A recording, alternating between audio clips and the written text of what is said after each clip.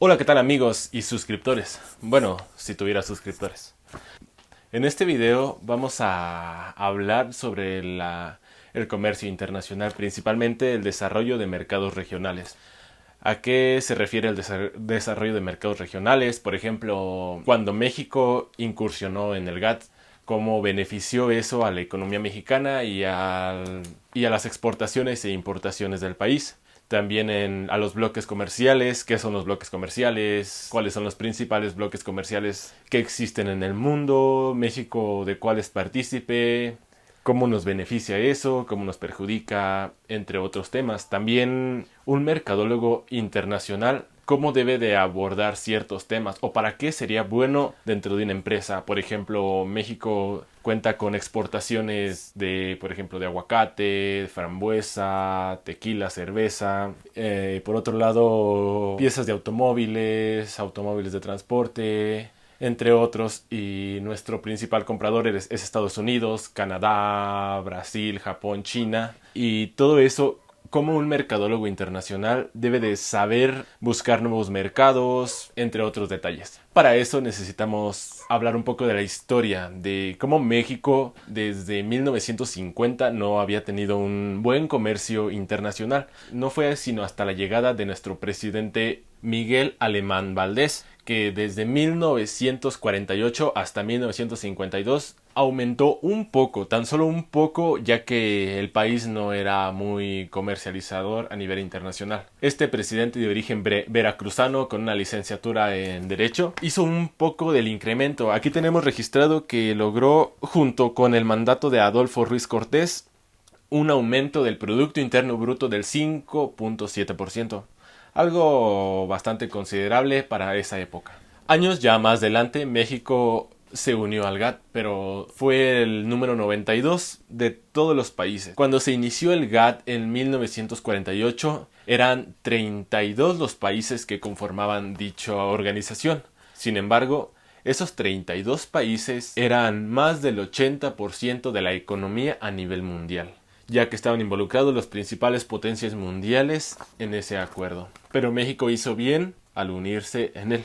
¿Pero qué es el GATT? ¿En qué nos beneficia? Bueno, el GATT es un acuerdo general sobre aranceles aduaneros. Esta organización se centra principalmente en las negociaciones, en los acuerdos, en ayudar a los países en desarrollo, que junto con la Organización Mundial de Comercio y la Organización Mundial de Aduanas se complementan para que la comercialización internacional sea más fluida, sea más amena, sea más tranquila, ya que sin estas organizaciones se puede tener sobreexplotación de los países más desarrollados sobre los países menos desarrollados. La incorporación de México a esta organización conocida como GATT ayudó bastante al comercio nacional, ya que hubo una época que se conoce como desarrollo estabilizador o también como el milagro mexicano.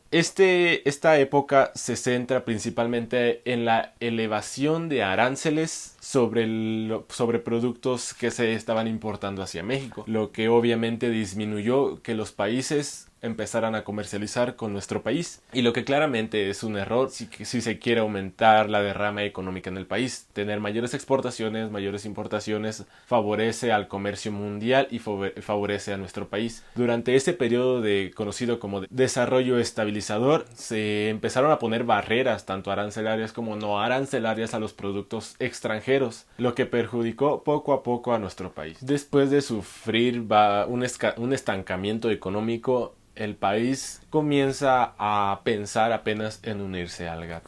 A principios de los 80 se comenzaron a firmar varios ya acuerdos comerciales, tratados de libre comercio, entre otros acuerdos que ayudaban a la comercialización ya con otros países. Después de que sucediera todo eso, cuando México no quería tener contacto con el exterior, bueno, a grandes escalas, más adelante ya se empieza a tomar ahora sí partido a nivel internacional y se empiezan a firmar mucho más tratados y acuerdos de los que México, considero yo, es capaz de mantener. Actualmente se cuenta con 12 tratados de libre comercio que son hábiles en 46 países y 12 acuerdos para la protección y promoción recíproca de inversión. Además, también se cuenta con 9 acuerdos en el marco de la Asociación Latinoamericana e Integración, lo que incrementa y abre para México mercados que antes no se tenían. Aquí es donde se comienza a hablar sobre los bloques comerciales. Pero, ¿qué son los bloques comerciales? Un bloque comercial es un acuerdo firmado por varias naciones intragubernamentalmente de carácter multilateral, a diferencia de los acuerdos de los tratados de libre comercio o acuerdos comerciales, que normalmente son bilaterales, o sea, de un país a otro. Los bloques comerciales, el beneficio es que son multilaterales. Se aprovechan varios países entre ellos, lo que incrementa el mercado. En América se cuenta con 3 bloques comerciales, que es el Mercosur, es el, considero yo, de los más fuertes de América y de los más importantes. Dentro del Mercosur se encuentra involucrado Argentina, Brasil, Paraguay, Uruguay, Venezuela. Otro de los bloques comerciales, en este se encuentra México, es el ALADI, por sus siglas, la Asociación Latinoamericana de Integración. En este, además de México, también se encuentra Argentina, Bolivia, Brasil, Chile, Colombia, Cuba, Ecuador, Panamá, Perú, Uruguay y Venezuela. Este bloque comercial cuenta con más que el Mercosur, pero también además de estos dos está otro bloque comercial que se conoce como CARICOM. El hecho de que México no sea parte de los bloques comerciales que se encuentran en América no quiere decir que no puede comercializar con ellos.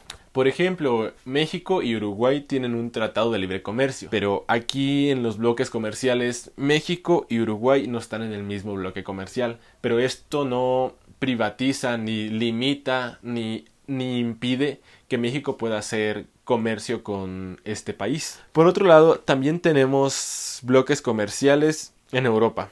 El principal, considero, es la Unión Europea. También se cuenta con el EFTA. También está el CEFTA, donde están involucrados Albania, Bosnia, Macedonia, Moldavia, Montenegro y Serbia. Por el lado de Asia, los bloques comerciales que resaltan es el ASEAN y el APEC. Por el lado de África, los bloques que resaltan son el ECOWAS y el AMU. Del AMU no se tienen grandes registros de información. Además de estos bloques comerciales por continente, también se cuenta con otros bloques comerciales. Por ejemplo, el BRICS. El BRICS lleva el nombre por las iniciales de cada país que lo conforman. En estos países son Brasil, Rusia, India, China y Sudáfrica. Sudáfrica se acaba de unir hace poco tiempo, ya que el BRIC anteriormente estaba formado sin Sudáfrica, pero más recientemente Sudáfrica cumplió con los requerimientos para unirse a este bloque comercial. Estos son los bloques comerciales a nivel mundial. México, además de ser parte del ALADI, también es parte de un bloque comercial conocido como MICTA, que no es tanto un bloque comercial, ya que este bloque es considerado informal. Ahora, todo eso, ¿en qué está involucrado un licenciado en Mercadotecnia Internacional? Tiene muchas responsabilidades, entre ellas la identificación de nuevos mercados potenciales para nuestros productos. Por ejemplo, además de Estados Unidos y Canadá, tenemos una gran cantidad de países que cuentan con un potencial económico similar al de Estados Unidos y Canadá, por ejemplo, que son los países a los que México más le exporta.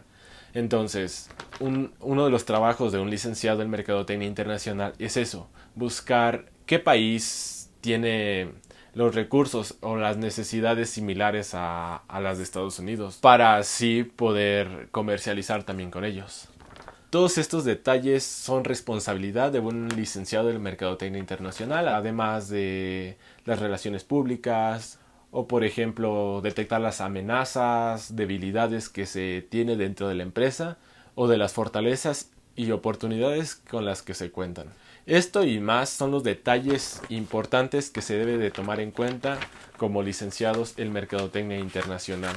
Además de esto, también existen otros puntos importantes al tratarse de la comercialización internacional, de los cuales se hablará en tal vez otro video. Hasta aquí dejamos el video porque no puede extenderse a más de 10 minutos. Hasta luego.